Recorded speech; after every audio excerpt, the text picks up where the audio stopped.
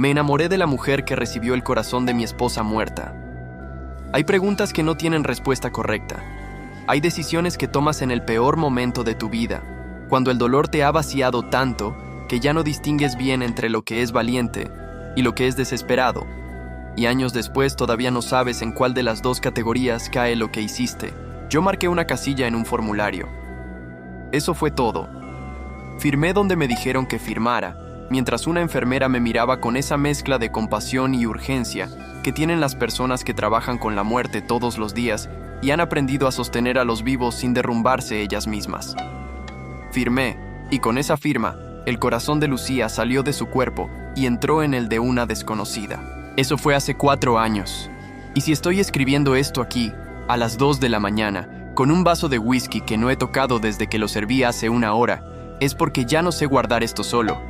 Porque hay cosas que te rompen si las guardas demasiado tiempo, y esta es una de ellas. Me llamo Martín, tengo 41 años.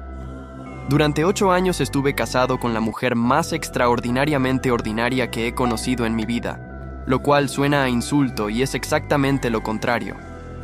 Lucía era extraordinaria en lo ordinario, en cómo doblaba la ropa con una meticulosidad que me sacaba de quicio, y que ahora echo de menos con una intensidad que no tiene nombre. En cómo se reía antes de terminar el chiste que estaba contando. En cómo tomaba el café frío porque siempre se olvidaba de tomarlo caliente y lo tomaba igual, contenta, como si el café frío fuera perfectamente aceptable y el mundo no tuviera ningún problema. Lucía murió un miércoles de octubre a las 7:40 de la mañana. Un conductor que venía de un turno nocturno se pasó un semáforo en rojo y embistió su coche en la puerta del conductor. El impacto fue lateral, directo, a 70 kilómetros por hora. El médico que vino a hablar conmigo al hospital usó la palabra masivo varias veces. Daño cerebral masivo. Hemorragia masiva. Probabilidad de recuperación. Ninguna. Tenía 36 años. Iba al trabajo. Llevaba un tupper con ensalada de atún que encontré intacto en el asiento trasero, olvidado entre los hierros del coche destrozado y que no pude tirar durante 2 semanas porque tirarlo parecía tirar lo último que había tocado esa mañana antes de salir de casa. Los primeros meses después de que Lucía murió son una zona que mi memoria cubre con algo parecido a niebla. No es que no recuerde, es que los recuerdos tienen una textura diferente, como vistos a través de un vidrio esmerilado, presentes pero borrosos en los bordes. Recuerdo los trámites, que son absurdamente numerosos cuando alguien muere y que te agradeces porque te dan algo concreto que hacer con las manos y con las horas. Recuerdo a mi suegra sentada en el sofá de nuestra sala durante días, una mujer a la que quería mucho y cuyo dolor me resultaba a la vez familiar y completamente ajeno, como si el duelo de cada persona fuera un idioma con raíz común, pero dialectos incomprensibles. Recuerdo que dejé de comer con hambre durante 3 meses, que comía porque el cuerpo seguía pidiendo combustible aunque el resto de mí hubiera preferido apagarse. Recuerdo la casilla, el formulario, la enfermera. La donación fue idea de Lucía, en el sentido de que ella siempre había dicho, de esa manera suya de decir las cosas importantes como si fueran completamente obvias, que si algo le pasaba, sus órganos debían servir para alguien. Lo había dicho en conversaciones casuales, en ese contexto extraño donde uno habla de la muerte en abstracto porque todavía le parece lejana. Nunca lo pusimos en papel, nunca fue un documento formal. Pero yo sabía. Y cuando llegó el momento, aunque me hubiera resultado más fácil decir no, aunque decir no me hubiera ahorrado años de una complicación emocional que no podría haber anticipado, dije sí, porque era lo que ella hubiera dicho. Después de la donación, el hospital me envió una carta genérica, meses después, informándome que los órganos de Lucía habían sido trasplantados con éxito a varios receptores. El corazón, el hígado, un riñón, nada específico, sin nombres, sin detalles. El sistema de donación funciona con anonimato por defecto y en ese momento eso me pareció bien. No quería saber, no estaba listo para saber. Tardé 2 años en cambiar de idea. No fue una decisión repentina. Fue algo que se fue acumulando, como se acumulan las cosas que no procesas. En sueños, en pensamientos de madrugada, en momentos específicos y completamente aleatorios, viendo una película, comprando en el supermercado, donde de pronto la pregunta aparecía con la nitidez de un sonido en una habitación silenciosa. ¿Cómo está el corazón de Lucía? ¿Sigue latiendo? Es una pregunta extraña, lo sé. Puedo escuchar lo extraña que suena. Pero si has perdido a alguien de repente, sin aviso, sin enfermedad lenta que te permita ir preparándote, si un día estaba y al día siguiente no, tal vez puedas entender la necesidad de saber que algo de ella continuaba. Que no todo había terminado con el impacto de ese coche. Que alguna parte, aunque fuera una parte física y transferible y clínicamente descriptible, seguía adelante en el mundo. 2 años después de la muerte de Lucía, contacté al hospital a través del programa de donación de órganos para solicitar, si la receptora estaba de acuerdo, un intercambio de cartas anónimas. Respondieron 3 semanas después. La receptora aceptaba. La primera carta que recibí era de letra cuidadosa, ligeramente inclinada hacia la derecha, en papel blanco común y sin adornos. Empezaba con «Estimado familiar de donante», y yo tuve que dejar la carta sobre la mesa un momento antes de seguir leyendo, porque algo en esa frase tan protocolar me golpeó de una manera que no esperaba. Se llamaba, en esa primera carta, simplemente S, nombre inicial, por el anonimato. Me contó que tenía 32 años cuando recibió el trasplante, que llevaba 2 años en lista de espera, con una cardiomiopatía que había avanzado más rápido de lo que los médicos habían previsto, que la noche antes de recibir la llamada del hospital había tenido, según escribió, la certeza tranquila de que ya no iba a mejorar, que el trasplante le había devuelto una vida que ya había empezado a despedirse de sí misma. Me dijo que cada día pensaba en la familia del donante, que no un día en abstracto, sino cada día de verdad, al levantarse, al notar que su corazón latía con fuerza, al poder subir escaleras sin ahogarse, que cargaba con gratitud y con pena en la misma respiración, que a veces no sabía bien cómo sostener las dos cosas al mismo tiempo. Leí esa carta 4 veces. Después la guardé en el cajón de la mesilla de noche, donde había guardado también la alianza de Lucía y una foto pequeña de los dos en un viaje que hicimos al norte, el año antes del accidente. Le respondí al día siguiente. Firmé como M. Nos escribimos durante 1 año. Cartas en papel, a través del hospital, con el protocolo de anonimato que ambos respetamos sin discutirlo. Era una formalidad extraña y al mismo tiempo protectora. La distancia del papel, la imposibilidad de respuesta inmediata, el tiempo que transcurría entre una carta y la siguiente. Todo eso creaba un espacio que no se parece a ninguna otra forma de comunicación que he tenido en mi vida. Le conté sobre Lucía, no todo de golpe, sino en capas, de la manera en que uno cuenta las cosas importantes cuando el interlocutor no te conoce y no tiene preconcepciones sobre quién eres o quién fue ella. Le conté que era profesora de primaria, que le gustaban los documentales sobre naturaleza con una intensidad que contrastaba cómicamente con el hecho de que le daban terror los insectos, que cocinaba con muy buena disposición y resultados más o menos variables, que tenía una risa que hacía que la gente a su alrededor se riera también, de manera refleja, sin saber bien de qué. Se me contó sobre su vida antes del trasplante, los 2 años de espera, que describió como vivir con una maleta hecha permanentemente, sin saber si el viaje es hacia adelante o hacia otro lado. Me contó sobre su trabajo, diseñadora gráfica, freelance desde casa, porque las temporadas malas no le permitían comprometerse con horarios fijos. Me contó sobre su madre, que había muerto de cáncer cuando ese tenía 19 años y que había dejado un hueco que, decía, no se llena sino que se aprende a rodear. Me contó sobre su perro, un labrador llamado Cosme, que dormía sobre sus pies y que durante los peores meses de su enfermedad parecía saber exactamente cuándo necesitaba que alguien la tocara. A través de esas cartas fui conociendo a una persona.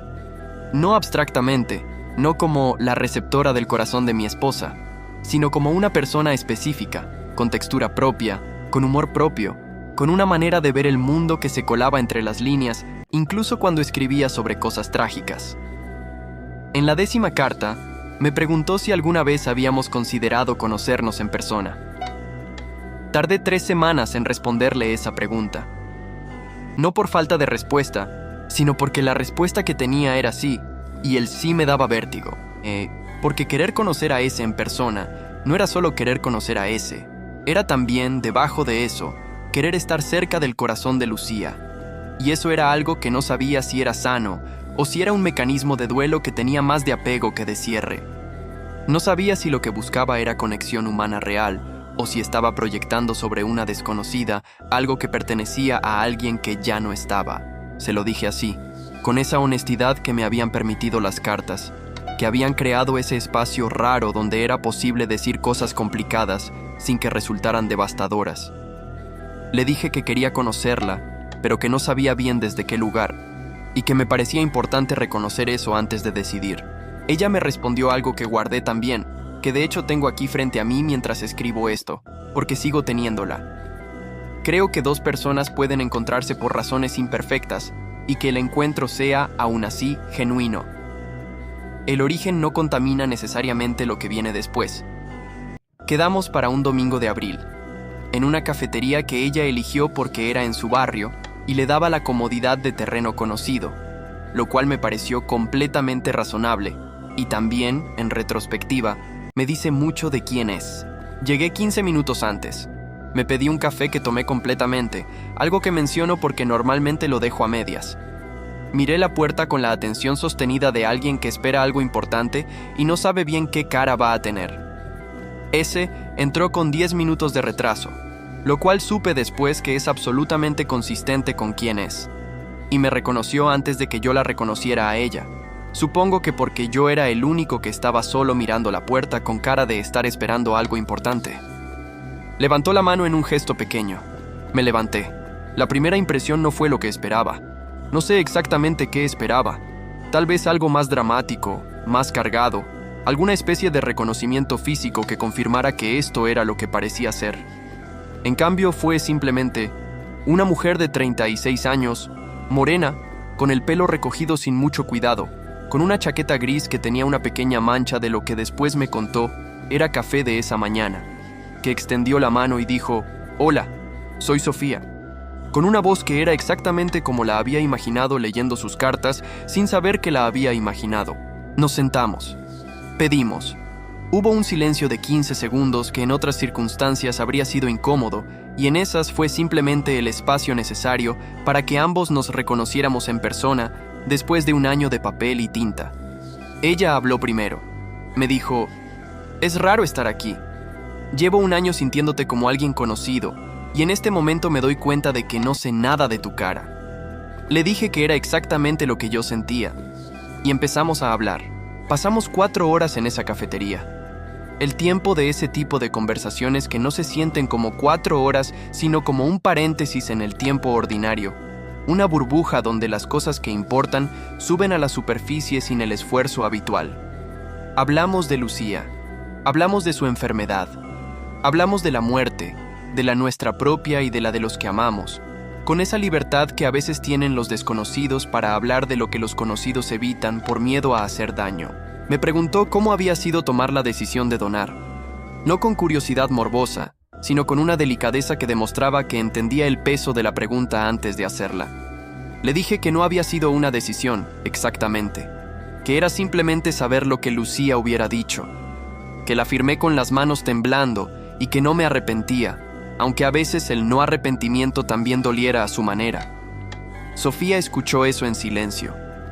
Después dijo: «Yo no sé cómo agradecerte algo así.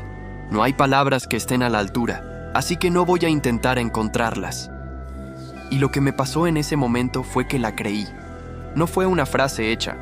Fue la declaración honesta de alguien que ha pensado mucho en esa imposibilidad y ha decidido no fingir que la ha resuelto. Nos despedimos en la puerta de la cafetería con ese torpor social de quien no sabe bien cuál es el gesto apropiado para terminar un encuentro que no tiene precedente en los manuales de conducta humana.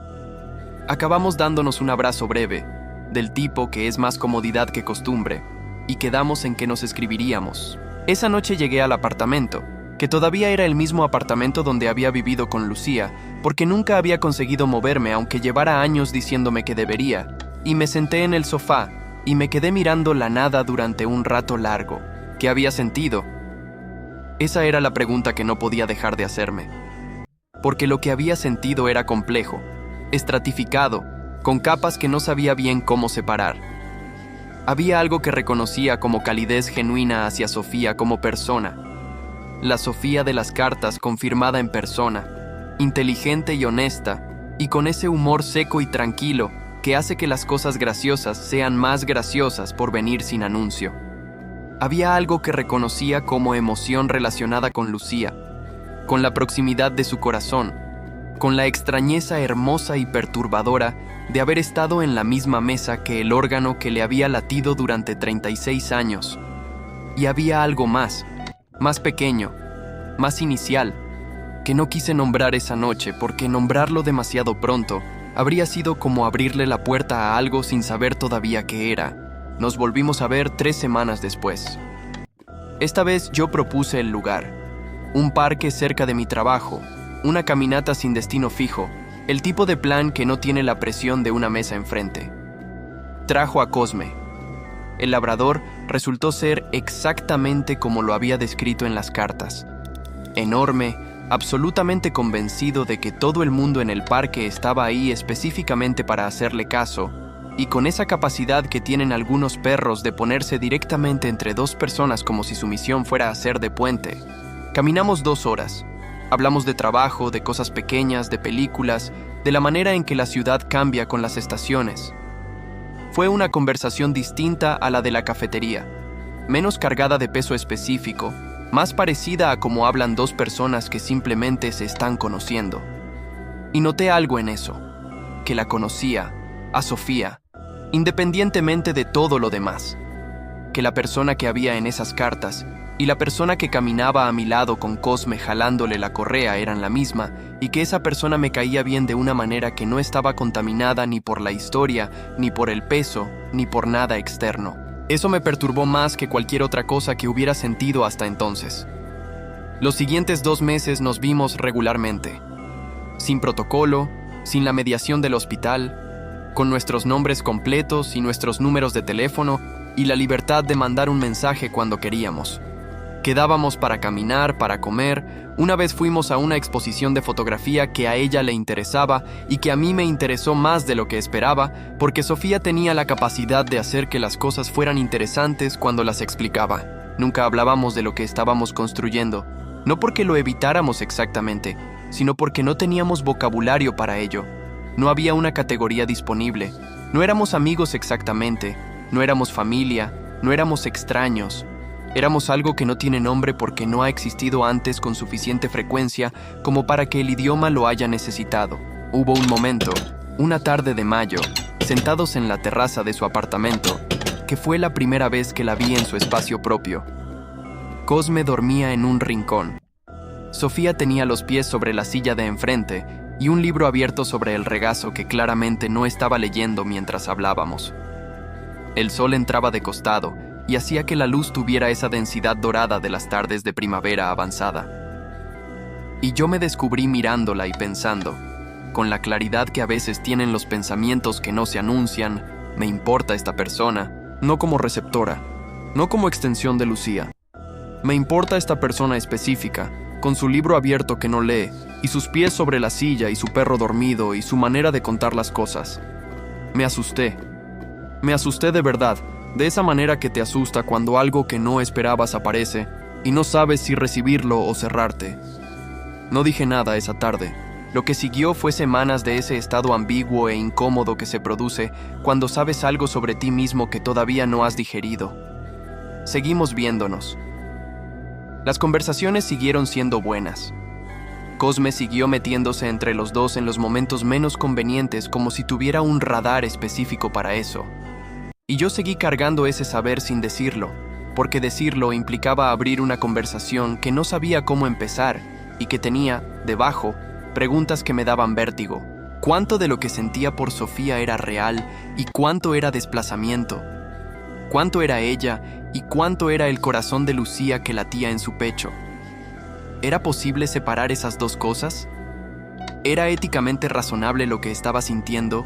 ¿O había algo en todo esto que debería reconocer como una señal de que mi duelo todavía no estaba donde pensaba? Se lo pregunté a mi psicóloga, que llevaba 2 años acompañándome en el proceso.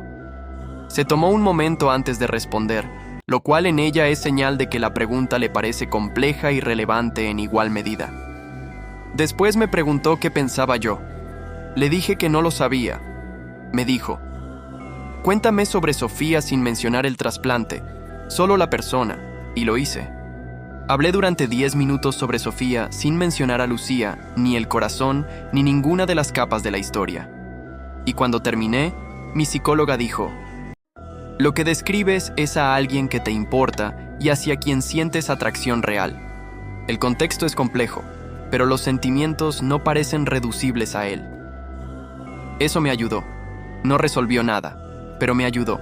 Si esto te está gustando, deja tu like y suscríbete para no perderte ni una sola historia. Fui yo quien habló primero. Un sábado de julio, después de cenar en su apartamento, cuando Cosme ya dormía y la noche había entrado, y ninguno de los dos hacía el gesto de que era hora de irse, le dije que necesitaba decirle algo y que no sabía bien cómo decirlo. Sofía cerró el libro que esta vez sí estaba leyendo, lo dejó en la mesa y me miró con esa atención completa que tiene, sin apuro, sin la incomodidad que produce a algunas personas el silencio previo a algo importante. Le dije lo que sentía. No de manera poética ni torpe. Lo dije de la manera más honesta que pude, que lo que sentía por ella era real y específico y suyo, que había pasado meses tratando de separar qué parte venía de la historia y qué parte venía de ella como persona, y que había llegado a la conclusión de que no eran completamente separables, pero que eso no hacía que lo que sentía fuera menos genuino. Le dije que entendía si eso le resultaba demasiado, si la historia hacía que fuera imposible, si necesitaba que las cosas se quedaran donde estaban. Hubo un silencio que duró lo suficiente para que yo empezara a arrepentirme de haber abierto la boca. Después Sofía dijo: lo sé, lo noto desde hace meses, y he estado pensando en ello desde hace meses también. Le pregunté qué había concluido. Dijo: que tengo miedo, y que aún así quiero intentarlo. Lo que siguió fue, en muchos sentidos, lo más extrañamente normal de toda esta historia. Dos personas que se gustan y deciden explorar eso. Cenas, caminatas, las conversaciones que cambian de textura cuando ya no hay ambigüedad sobre lo que son. Cosme, inconmoviblemente Cosme, durmiendo sobre mis pies la primera noche que me quedé a dormir en su apartamento, como si llevara años haciéndolo. Hubo algo que noté desde el principio y que no supe bien qué hacer. La conciencia del corazón de Lucía. No de manera obsesiva ni constante, pero presente. En momentos específicos, al tenerla cerca, al escuchar su respiración, al notar su pulso en la muñeca o en el cuello, había una conciencia de que ahí adentro latía algo que había sido de Lucía.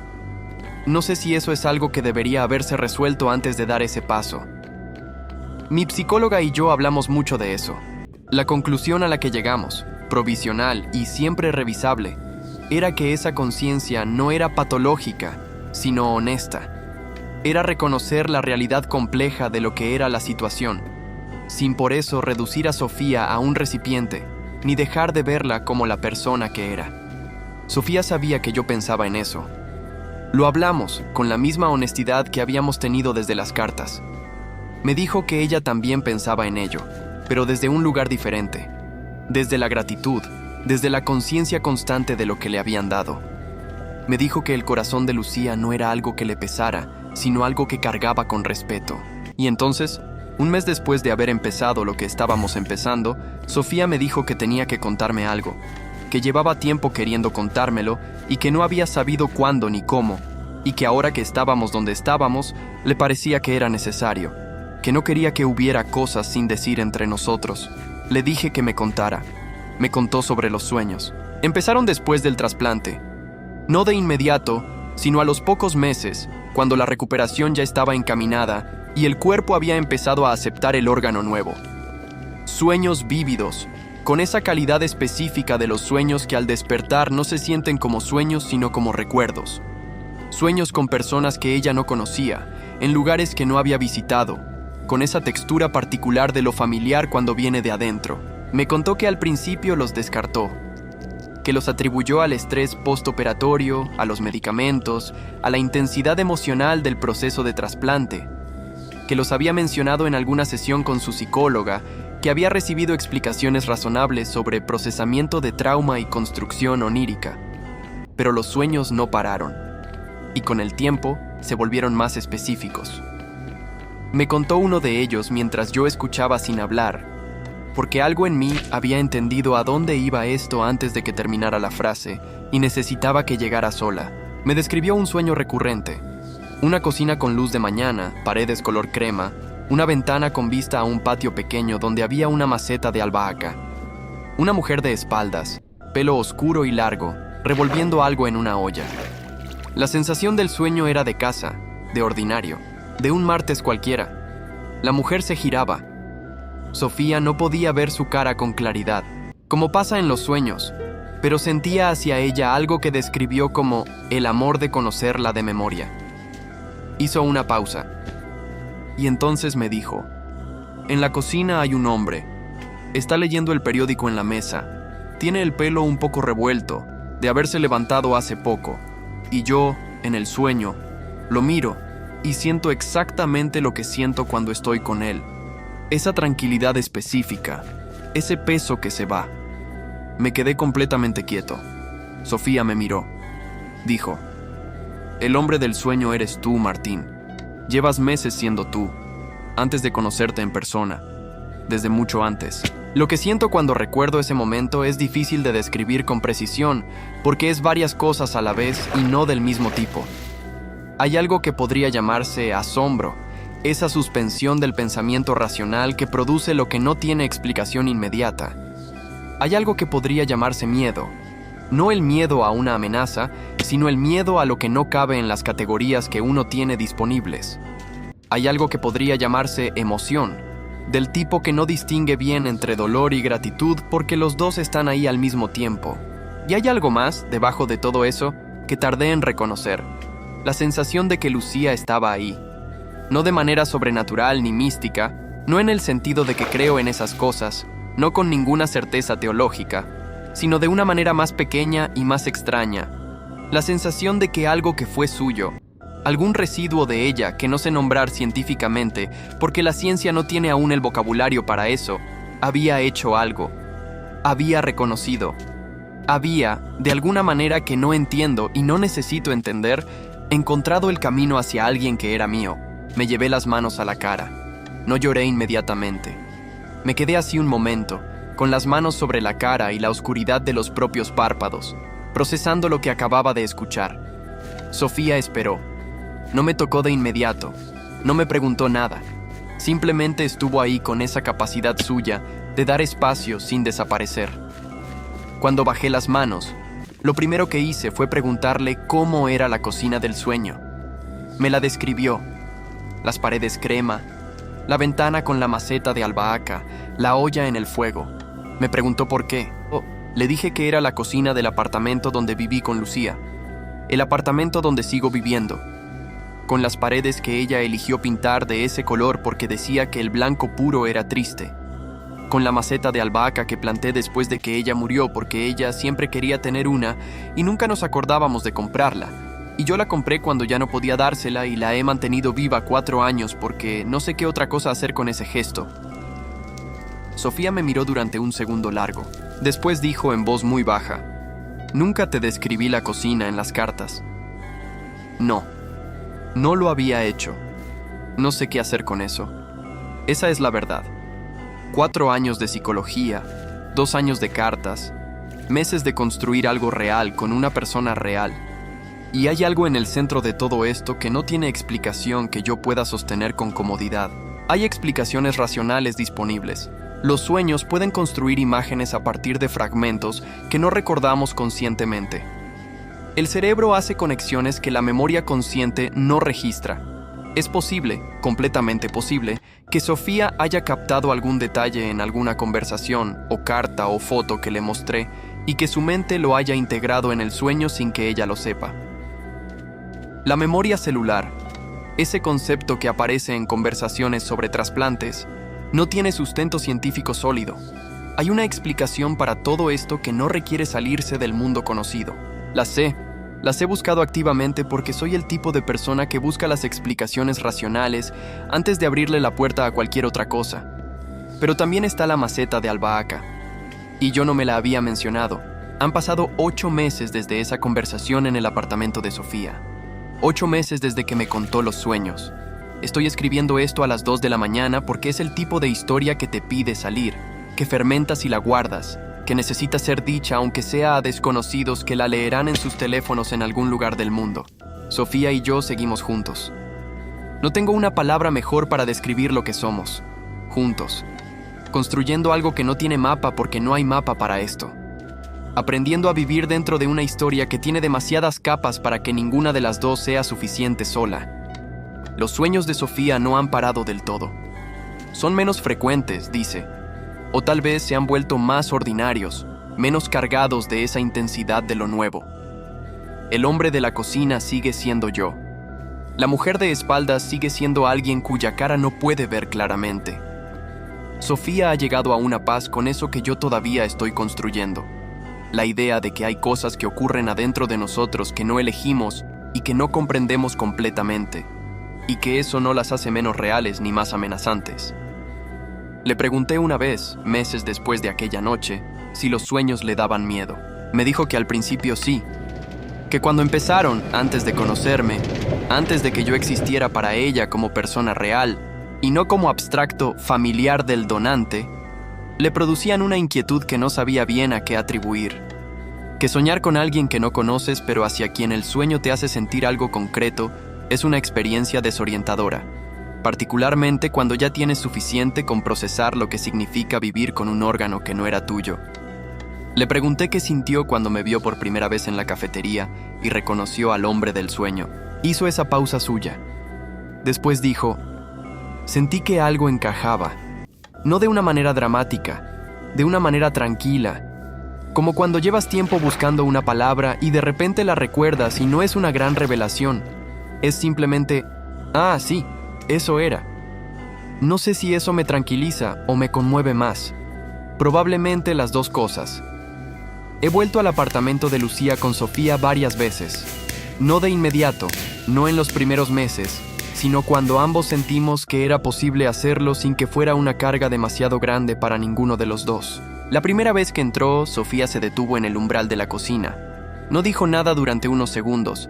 Después me miró y dijo, «Las paredes». Le dije que sí.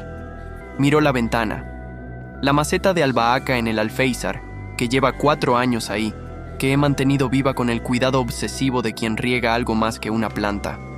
Se quedó mirando esa maceta durante un momento que no fui capaz de medir. No lloramos, ninguno de los dos. Fue algo más silencioso que eso. El reconocimiento compartido de algo que no tiene nombre, pero que ambos sentimos en el mismo instante. Después Sofía fue a la maceta.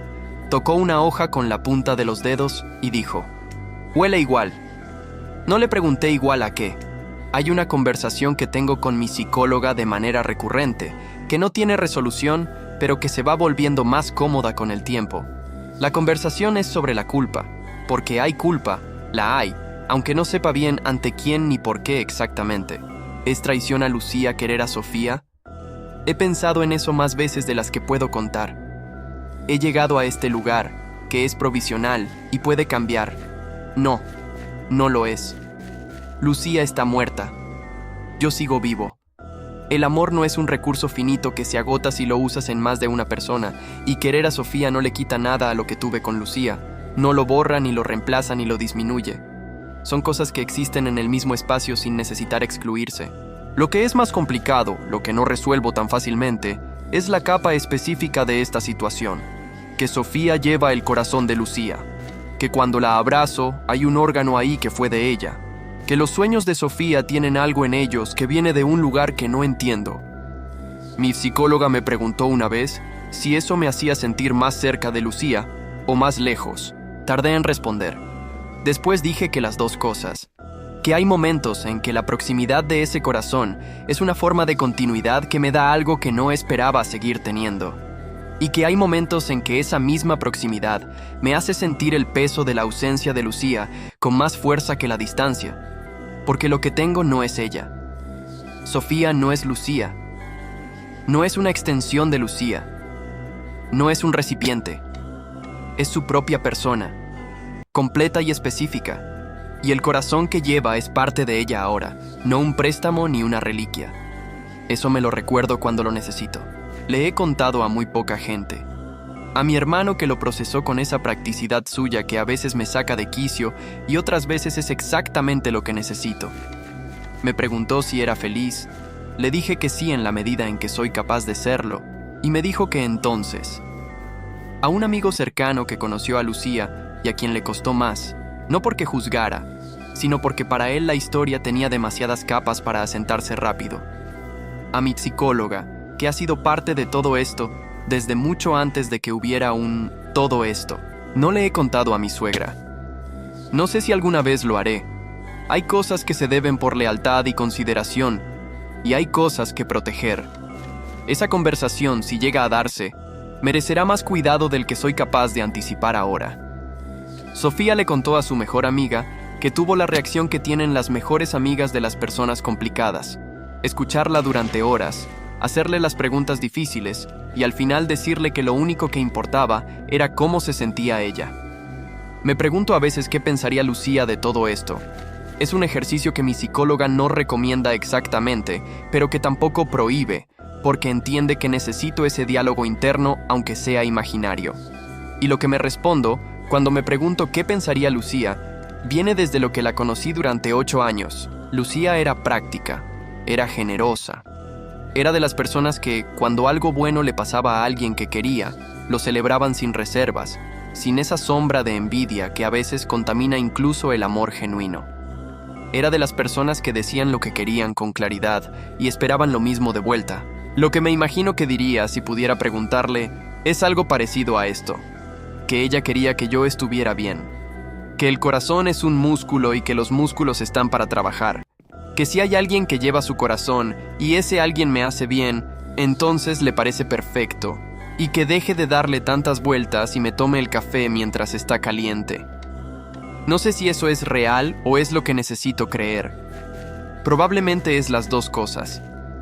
Probablemente eso está bien. Lo de los sueños lo hemos hablado mucho, Sofía y yo.